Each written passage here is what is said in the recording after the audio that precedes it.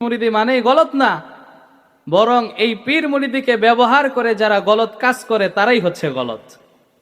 এজন্য কে হক্কানি পীর আর কে বাতিল পীর এটা আমাদের চিনতে হবে।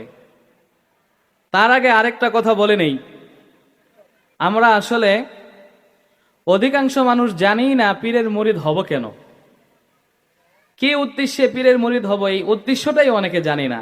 গতানুগতিক ভাবে গ্রামে গঞ্জে যেটা হয়ে থাকে, এই এলাকার মানুষ অধিকাংশ অমুক পীরের মুরিদ, আমিও ওই পীরেরই মুরিদ।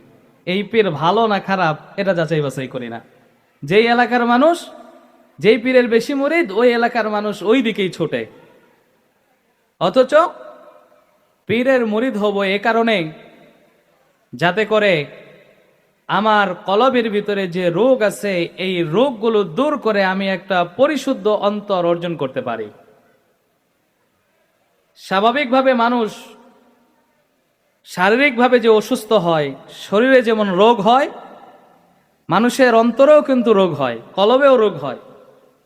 কলবের রোগ হচ্ছে হিংসা, কলবের রোগ হচ্ছে অহংকার, কলবের রোগ হচ্ছে লৌকিকতা, কলবের রোগ হচ্ছে নেফাকি।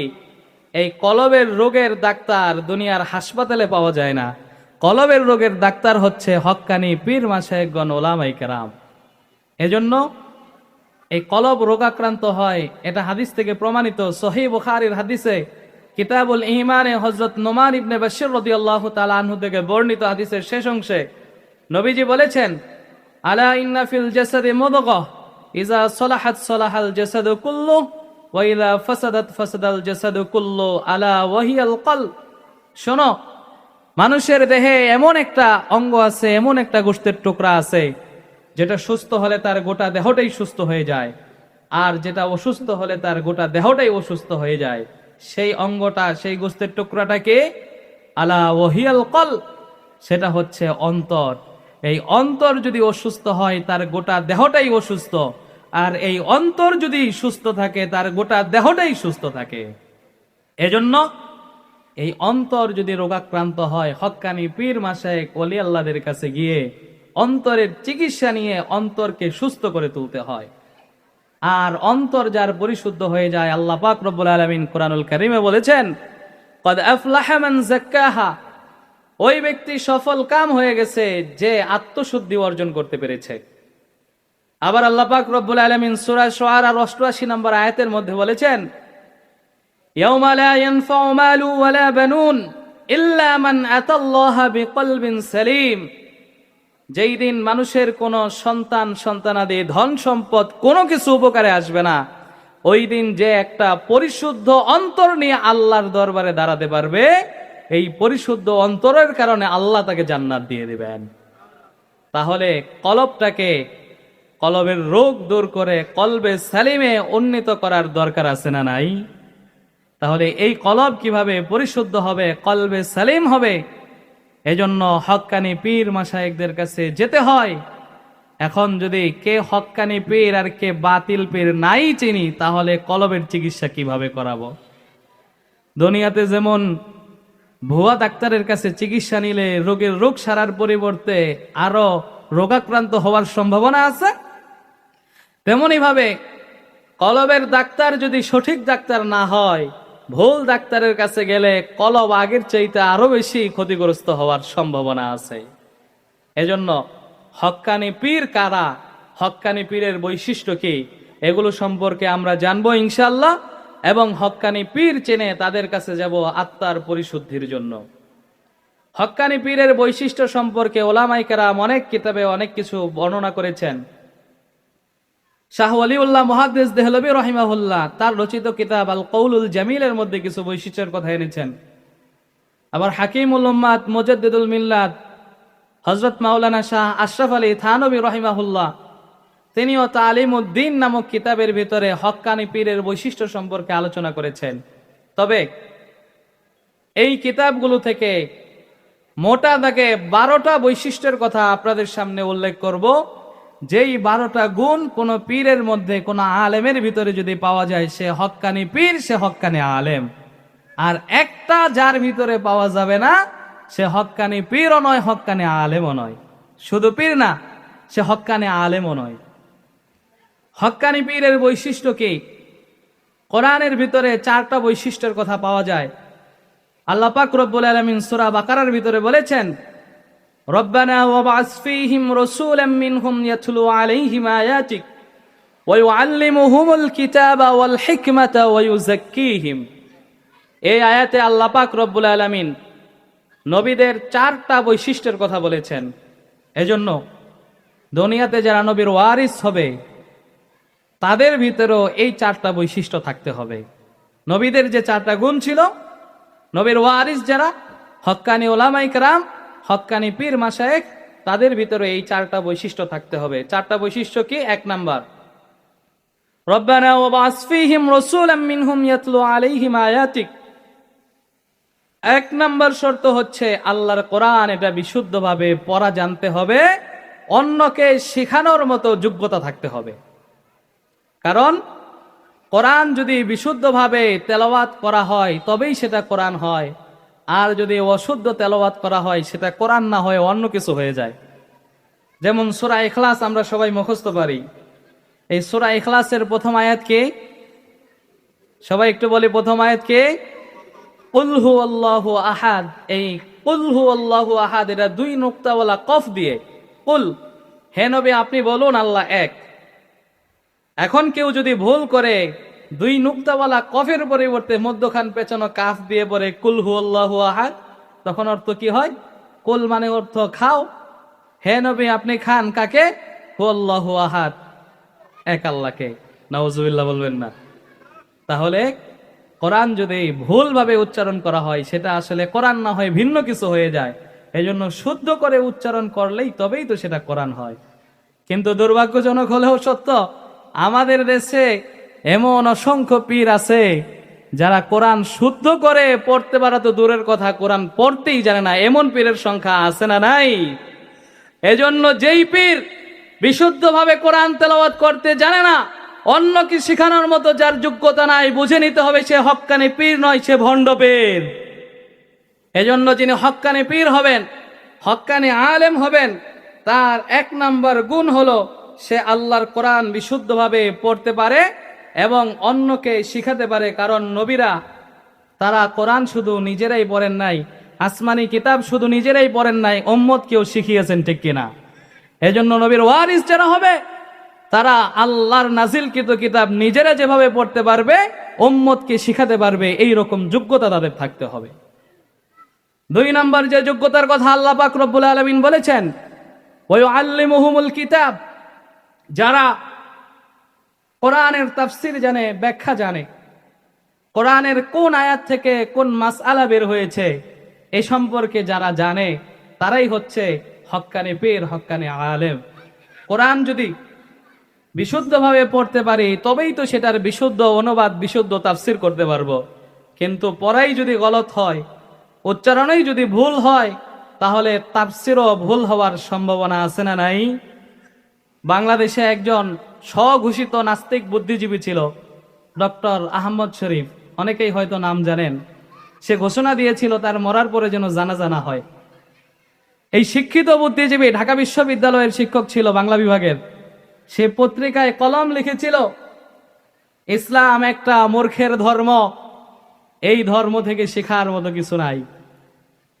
এই কথা বলার পিছনে তার যুক্তি কি ছিল? সে যুক্তি দাঁড় করিয়েছে মুসলমানদের ধর্মীয় গ্রন্থ আল কোরআন, এটাই হচ্ছে তাদের মূল।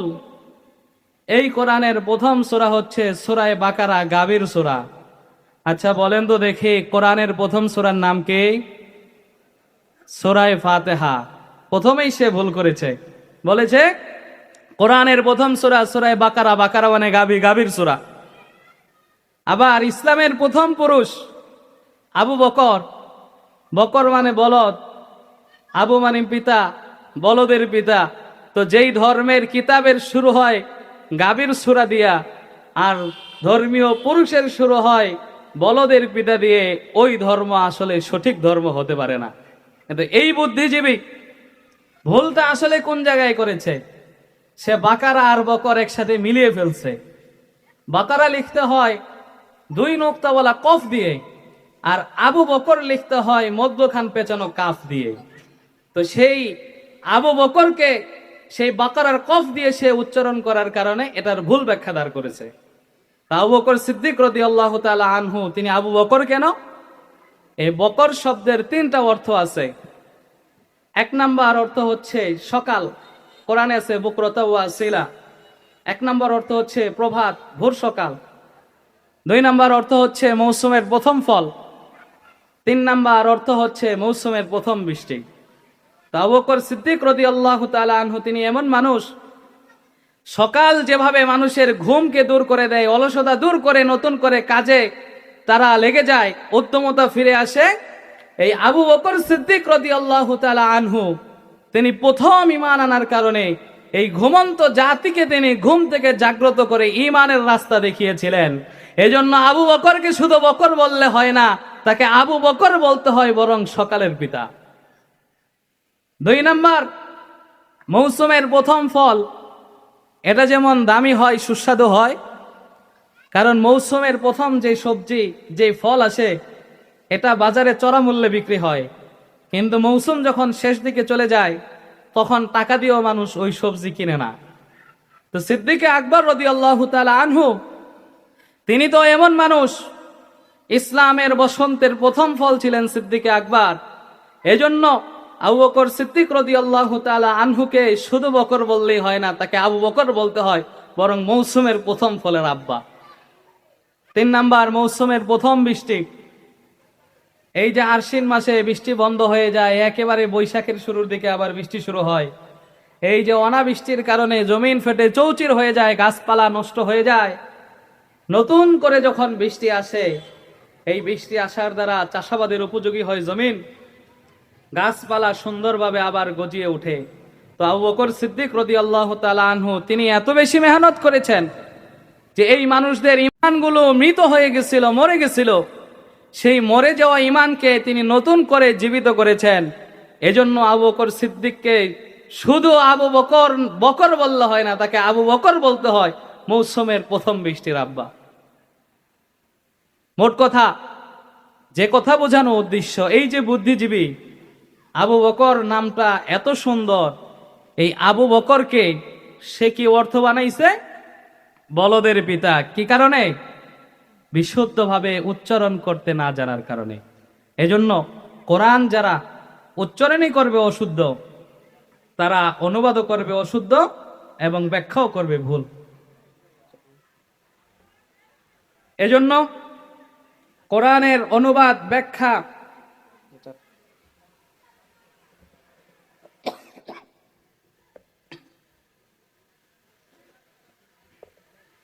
কোরআনের সংক্ষিপ্ত তাফসির, এটা জানা, বুঝতে পারা, মানুষকে বোঝাতে পারা, এটা হচ্ছে হক্কানি পীরের 2 নম্বর বৈশিষ্ট্য। এখন কোরআনের তাফসির তো অনেক লম্বা, কতটুকু জানতে হবে হক্কানি আলেম, হক্কানি পীর হতে হলে? আল্লামা তানতাবী রহমাতুল্লাহি আলাই, তিনি কোরআনের তাফসির লিখেছিলেন 1000 খণ্ডে।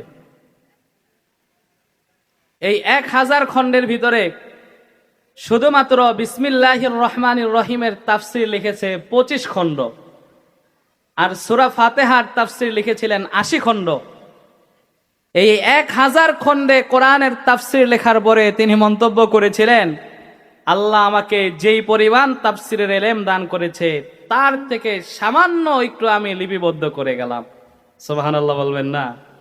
তাহলে কোরআনের তাফসির কত লম্বা, কত বিস্তৃত। এখন কতটুকু পরিমাণ কোরআনের ব্যাখ্যা জানলে হক্কানি পীর, হক্কানি আলেম হওয়া যায়? শাহ ওয়ালিউল্লাহ মুহাদ্দিস দেহলভী রাহিমাহুল্লাহ আল কওলুল জামিল নামক কিতাবে তিনি লিখেছেন, কোরআনুল কারীমের সংক্ষিপ্ত তাফসির, তাফসিরে জালালাইন, এই তাফসিরে জালালাইন যে নিজে বিশুদ্ধভাবে পড়তে পারে, বুঝতে পারে, অন্যকে বোঝাতে পারে, সেই হক্কানি পীর, হক্কানি আলেম হতে পারে। কিন্তু আমাদের দেশে যারা পীর আছে, বিশাল একটা সংখ্যা, যারা তাফসিরে জালালাইন কিতাব জীবনে কোনোদিন চোখেও দেখে নাই। ঠিক কিনা বলেন? তো এই কিতাব তারা জীবনে কোনোদিন চোখেও দেখে নাই, কিন্তু নামের শুরুতে বিশাল হক্কানি পীর সাইনবোর্ড লাগাইয়া বসে আছে। বুঝে নিতে হবে অন্তত ন্যূনতম তাফসিরে জালালাইনের তাফসির যার জানা নাই সে আসলে হক্কানি পীর হক্কানি আলেম হতে পারে না। 3 নাম্বার ওয়াল হিকমা, হাদিস সম্পর্কে জানতে হবে। এই হাদিসের এলেম এটাও তো অনেক দীর্ঘ এলেম। কতটুকু হাদিস জানলে সে হক্কানি পীর বা হক্কানি আলেম হতে পারে? আল কওলুল জামিল নামক কিতাবে শাহ ওয়ালিউল্লাহ মুহাদ্দিস দেহলভী রাহিমাহুল্লাহ বলেছেন, হাদিসের একটা কিতাব আছে মিশকাতুল মাসাবিহ। এই মিশকাত কিতাবটা যে ভালোভাবে নিজে পড়তে পারে, বুঝতে পারে, অন্যকে বোঝাতে পারে, সে আসলে হক্কানি পীর হক্কানি আলেম হতে পারে। এটা হচ্ছে হক্কানি পীরের 3 নাম্বার বৈশিষ্ট্য। 4 নাম্বার বৈশিষ্ট্য আল্লাহ তাআলা বলেছেন ওয়ায়ুযাক্কিহিম, যে মানুষকে তাজকিয়ায়ে নফস আত্মশুদ্ধি করতে পারে। এখন তাজকিয়ায়ে নফস মানুষকে আত্মশুদ্ধি করতে হলে নিজেকে তো আগে আত্মশুদ্ধি অর্জন করতে হবে, ঠিক কিনা? তো যেই পীরের নিজের ভিতরে আত্মশুদ্ধি নাই সে অন্যকে কিভাবে পরিশুদ্ধ করবে? অথচ আমাদের দেশে দেখা যায় অসংখ্য পীর এমন আছে, বাবা পীর ছিল, দাদা পীর ছিল, নিজে জীবনে কোনোদিন বাপ দাদার আশেপাশেও যায় নাই, দূরে দূরে ঘুরছে, উল্টা পাল্টা যা আছে সব কিছু করছে, কিন্তু দাদা বা বাবা মারা গেছে, এখন গদ্দিনিসীন কে হবে? তখন আইসা সবার আগে গদিটা দখল করছে, আছে না নাই? এই রকম পীর যারা, তাদের নিজেদেরই তো আত্মশুদ্ধি নাই, মানুষকে আত্মশুদ্ধি কিভাবে করবে? এখন কোন পীর মানুষকে আত্মশুদ্ধি করতে পারে এটা বুঝবেন কিভাবে? মানুষকে আত্মশুদ্ধি করতে হলে যিনি মানুষকে আত্মশুদ্ধি করবেন তাকে কোনো হক্কানি পীর থেকে খেলাফত প্রাপ্ত হতে হবে, এবং যার থেকে তিনি খেলাফত পাবেন তাকেও অন্য কোনো হক্কানি পীর থেকে খেলাফত পেতে হবে। এইভাবে তার সিলসিলাটা উপরের দিকে যেতে যেতে যেতে যেতে রাসূলুল্লাহ সাল্লাল্লাহু আলাইহি ওয়াসাল্লাম পর্যন্ত যেতে হবে। আমাদের দেশে যারা হক্কানি পীর আছে তাদের একটা সিলসিলা আছে। হাদিসের যেভাবে সনদ আছে, এই পীর মুরিদেরও সনদ আছে। হাদিসের যেভাবে বর্ণনাকারী একেবারে রাসূলুল্লাহ সাল্লাল্লাহু আলাইহি ওয়াসাল্লাম পর্যন্ত পাওয়া যায়, এই পীর মুরিদের লাইনেও সনদ রাসূলুল্লাহ সাল্লাল্লাহু আলাইহি ওয়াসাল্লাম পর্যন্ত পাওয়া যায়। আমাদের দেশে যারা হক্কানি পীর, অধিকাংশের সিলসিলা উপরের দিকে যেতে যেতে হাজী ইমদাদুল্লাহ মুহাজির মক্কি রহমতুল্লাহি আলাইহি পর্যন্ত পাওয়া যায়। আবার হাজী ইমদাদুল্লাহ মুহাজির মক্কি থেকে নিয়ে যদি উপরের দিকে তালাশ করা হয়, খুঁজতে খুঁজতে একেবারে গিয়ে উপরে পাওয়া যাবে হযরত হাসান বসরি রাহিমাহুল্লাহ। এই হাসান বসরি রাহিমাহুল্লাহর উপরে হযরত আলী রাদিয়াল্লাহু তাআলা আনহু, আর আলী রাদিয়াল্লাহু তাআলা আনহুর উপরে রয়েছে মুহাম্মদুর রাসূলুল্লাহ সাল্লাল্লাহু আলাইহি ওয়াসাল্লাম। সুতরাং যেই পীরের সনদ খেলাফতের সিলসিলা উপরের দিকে যেতে যেতে রাসূলুল্লাহ সাল্লাল্লাহু আলাইহি ওয়াসাল্লাম পর্যন্ত পৌঁছেছে সেই হক্কানি পীর। আর যার সনদ নবীজি পর্যন্ত পৌঁছায় নাই, মাঝখানে কোনো গ্যাপ আছে, বুঝতে হবে সে আসলে কোনো হক্কানি পীর নয়। এজন্য হক্কানি পীরের 4 নাম্বার বৈশিষ্ট্য বললাম তাজকিয়ায়ে নফস, মানুষকে আত্মশুদ্ধি করার মতো যোগ্যতা থাকা। 5 নাম্বার হক্কানি পীরের বৈশিষ্ট্য হচ্ছে যে পীর শুধু মুরিদকে আমল করতে বলে না, বরং নিজেও আমল করে। কিন্তু আমাদের দেশে নাম বললে চিনবেন, কিন্তু নাম বলবো না, অনেক তরিকার পীর এমন আছে যাদের বইয়ে লেখা আছে পীর যদি কামেল হয়ে যায় তার আর ইবাদত বন্দেগী লাগে না। নাউজুবিল্লাহ বলবেন না। অথচ রাসূলুল্লাহ সাল্লাল্লাহু আলাইহি ওয়াসাল্লামের চাইতে কামেল এই দুনিয়াতে আর কেউ ছিল না। নবীজির অবস্থা কেমন ছিল? ইন্তেকালের আগ মুহূর্তে মুমূর্ষ অবস্থায়, অসুস্থ, ওই সময়ও 2 জন সাহাবীর কাঁধে ভর করে মসজিদে নববীতে এসে নামাজ আদায় করেছেন, তবুও নামাজ ছাড়েন নাই। তো তোমার পীর কত বড় কামেল হয়ে গেছে! রাসূলুল্লাহ সাল্লাল্লাহু আলাইহি ওয়াসাল্লামের যেখানে মুমূর্ষ অবস্থায়ও নামাজ পড়তে হয়েছে, আর তোমার পীর সে কামেল হয়ে গেছে, তার নামাজ রোজা লাগে না।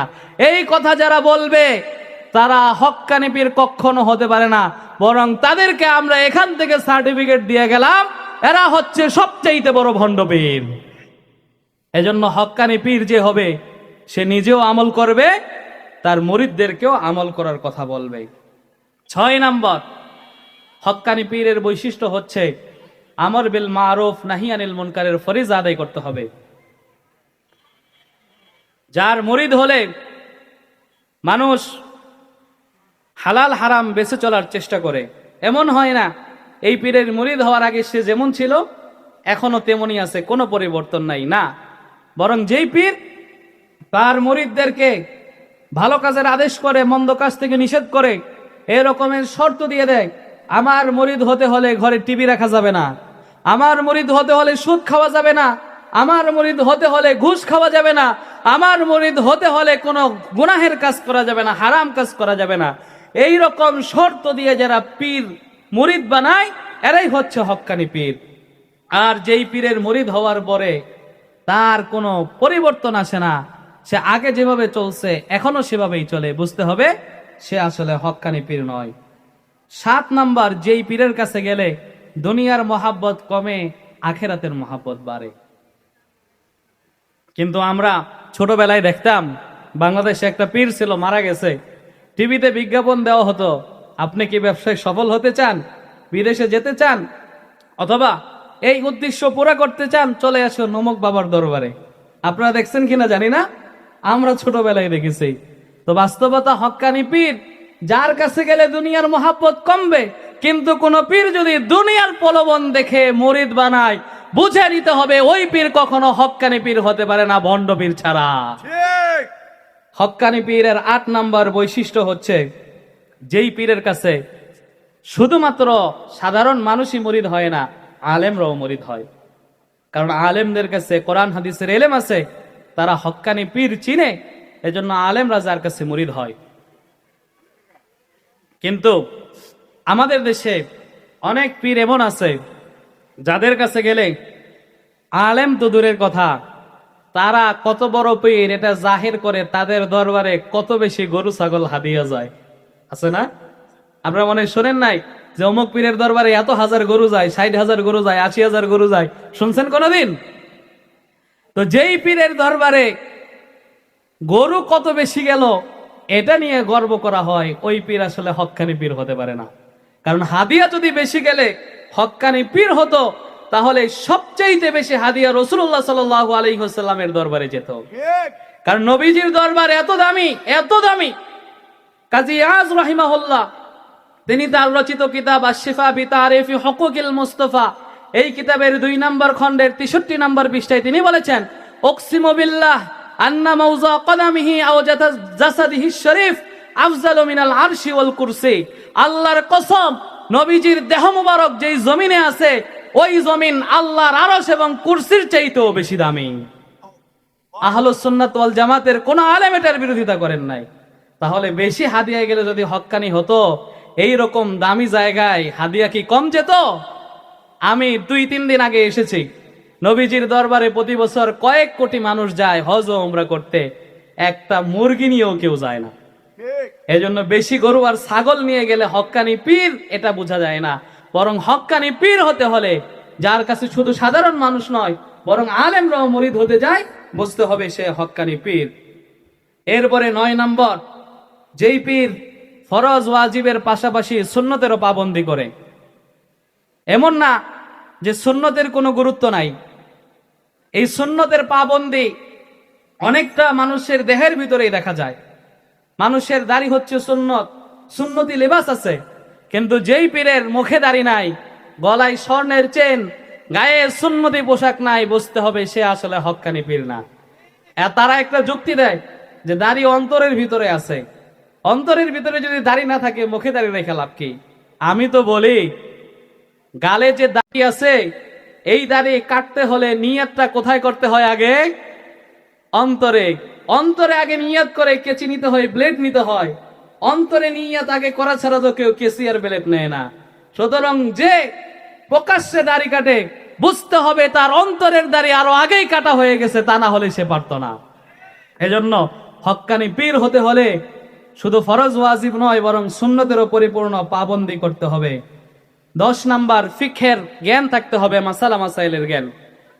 মাসালা মাসাইলের জ্ঞান কতটুকু থাকতে হবে? ওলামায়ে কেরামগণ বলেন, ন্যূনতম হেদায়া একটা কিতাব আছে, কওমি মাদ্রাসায় পড়ানো হয় 4 খণ্ডে, 16 বছর লাগে এই কিতাবটা লেখা হয়েছে। বোরহানুদ্দিন মুরগিনানি রহমাতুল্লাহি আলাই 16 বছর শুধু নিষিদ্ধ দিনগুলোতে রোজা রাখতেন না, সারা বছর রোজা রেখেছেন এবং এই কিতাবটা লিখেছেন। এই কিতাবটার এলেম ন্যূনতম থাকতে হবে হক্কানি পীর হতে হলে।